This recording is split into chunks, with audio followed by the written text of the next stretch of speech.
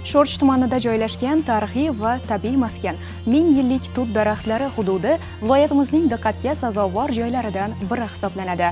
Ayni paytda bu daraxtlar tabiiy yodgorlik sifatida muhofaza qilinadi. Ma'lumotlarga ko'ra, har bir tut daraxtining umri 300-500 yilgacha yetishi mumkin.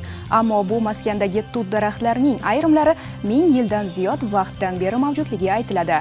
Hozir shu haqda.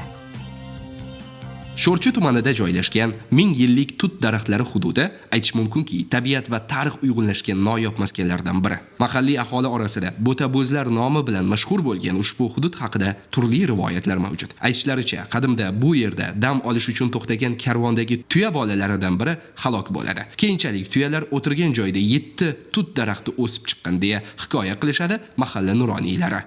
Avval o'zi bitta ildiz bo'lgan. Shu ildizdan asosda o'sib ko'garib, har joydan tomir atib, har joydan otilib chiqavergan. Endi masalan, bir 10 tacha bor degan bilan, lekin tomiri bitta bo'lardi. Buni hech kim bilmaydi, qaysi yilda qurilgani, qanday shakllangan, kim nima qilmoqchi bo'lgan. Bitta tup bo'lgan, shu bir tupdan ko'payvergan. Bu to'g'rida rivoyatlar ko'p. Karvon kelib to'xtagan shu yerga. Keyin karvon jo'nab ketgandan keyin uning bo'talog'i qolib ketdi degan. Haqiqatan bo'taloq qolganda izlab qo'ygan karvonni. Keyin shu bo'tabozlar, bo'taloq buzladi degan nom bilan qolib ketgan. Tuyani shakli bor. Qatan yiqilgan, yiqilgan, bir tuyadek bo'lib turibdi-da.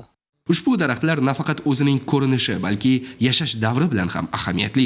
Mutaxassislar ma'lumotiga ko'ra, har bir tut daraxti o'rtacha 300-500 yil umr ko'radi. Biroq ushbu daraxtlarning yoshi 1000 yildan oshgani aytilmoqda. Bu esa ularning novdalari kesilmaydigan, barglaridan ipak qurti boqish uchun foydalanilmaydigan daraxtlar ekani bilan izohlanadi. Mana bu tutning ikki yonidagi shox sinib, yerga tushganiga 100 yillar bo'lgan, deyishadi mahalliy aholi. Lekin shunday bo'lsa-da, har yili yangidan barg ochishi va meva berishini kuzatish mumkin. Bu holat ham tabiatning o'zgacha bir mo'jizasi sifatida baholanmoqda. Maskanda avliyo qabri ustida maqbara qurilgan bo'lib, u ziyorat maqsadida keluvchilar uchun doimo ochiq. Shuningdek, hududda 7 xil ma'danga ega buloq ham bor. U tosh orqali kichik hovuzga jamlangan. Sho'rchi tumani Yalta shaharcha fuqarolar yig'inida asosan dehqonchilik va chorvachilik bilan shug'ullanishadi.